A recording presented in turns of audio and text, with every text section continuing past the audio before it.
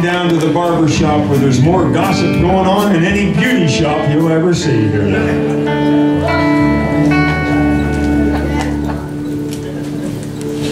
Alex, when's the last time you washed your hair, man? A couple weeks ago. Well, you're due for an oil change, I can tell you. What are you doing looking in that mirror? You don't have to worry about looking in the mirror. You're definitely dark and handsome. Oh, really? Yeah, when it's dark, you're handsome. Yeah, Alex, and it's amazing how much you love nature in spite of what it did to you. Yeah, but the good news is at least you're not intelligent enough to let it bother you. The closest thing you'll ever get to a brainstorm is a slight drizzle. Hey, enough about me now. Hey, Bill, is it true that you're a lawyer? I certainly am. Well, you know, people always pick on lawyers, but lawyers really aren't that bad. It's just the 99% that make the other 1% look bad. Gotta think about that, folks. But don't worry, Bill. You're not totally useless. You can be used by parents as a bad example for their children. Hey, Bill, is it true was one of your cases was about a midget who had his wallet stolen by a pickpocket? Yeah, can you believe a person with such thief would stoop that low? That's pretty low. That's pretty low. Well, as you guys know, a few of us have had a brush with the authorities on our way home in recent years. That's true. Well, I, for one, did something about it. The other night, when we had the guys' night out, I remember that. and I had too many drinks, I remember that. and I was a little bit on the wasted side, I remember that. I did something I'd never done before. What's that? I took a bus home. That's a great idea. Well, I arrived home safely without any incident, which actually was a real surprise, since I'd never driven a bus before. Well, you know, I had a very similar situation that same evening. I got stopped by a police officer around midnight, and he asked me where I was going that time of night. Well, what'd you say? Well, you know, I told him I was going to a lecture about alcohol abuse and the effects it has on the human body. Well, what'd he say? Well, he said, really? Who's giving a lecture like that at this time of night? So what'd you tell him? Told him it was my wife. Hey, Caleb, I heard your wife gained a lot of weight. Yeah, it's true. Now when she gets on the scale, it says, "To be continued." Hey, Doug, I got in trouble with my wife the other day. How'd you do that? Well, she said to me, she said, "You hate my relatives." And I said, "No, I don't. In fact, I like your mother-in-law a lot more than I like mine." It's hard to believe you got in trouble for that. Really hard to believe. Hey, Bill, what's the difference between in-laws and outlaws? I don't know what. Outlaws are wanted.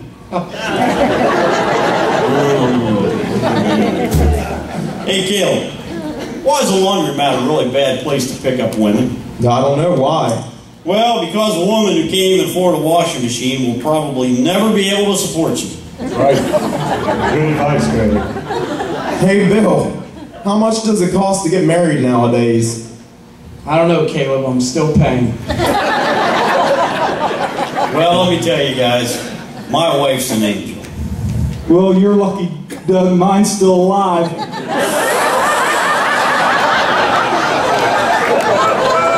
Is she here? Actually, I did see her. So, Mark, who are you voting for president? Beats me. What's it with you, Mark? Is it ignorance or apathy? I don't know, and I don't care.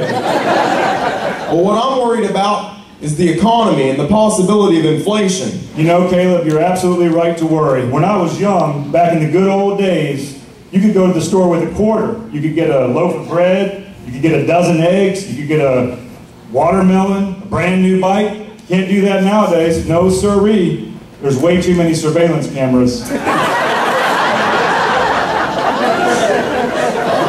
Hey, Doug, what is that smell? Well, you know, move your hand, I can't see.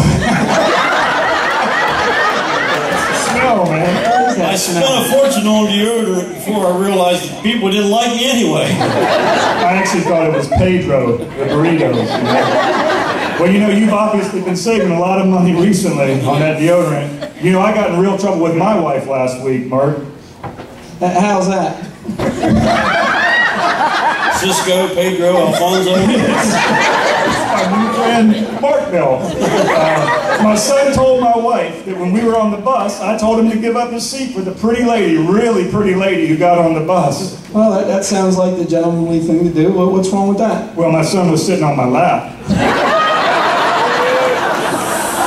You know, I'm thinking about divorcing my wife. She hasn't spoken to me in over 2 weeks. 2 months. It does say months there. And you said I was a drizzle. You're like that little, like that drop that comes out of the faucet. Like that. You want to try that Drip. You know, I'm really thinking about divorcing my wife because she hasn't spoken to me in over 2 months. Well, you know, Caleb, I think you really ought to think about that long and hard. It's hard to find a good woman like that. So 2 months does sound better than 2 weeks. Me and my wife are always having words. I just never get to use mine.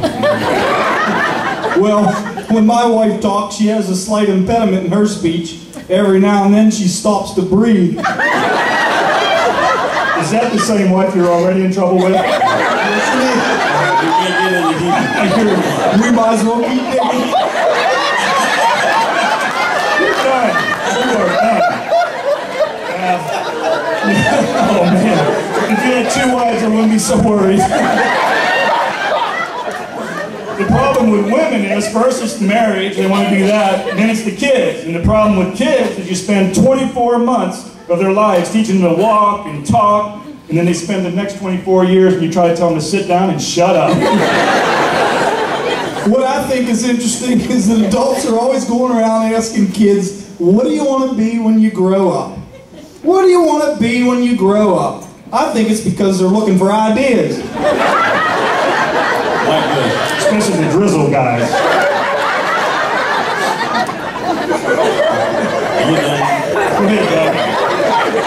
I got a good story to tell you.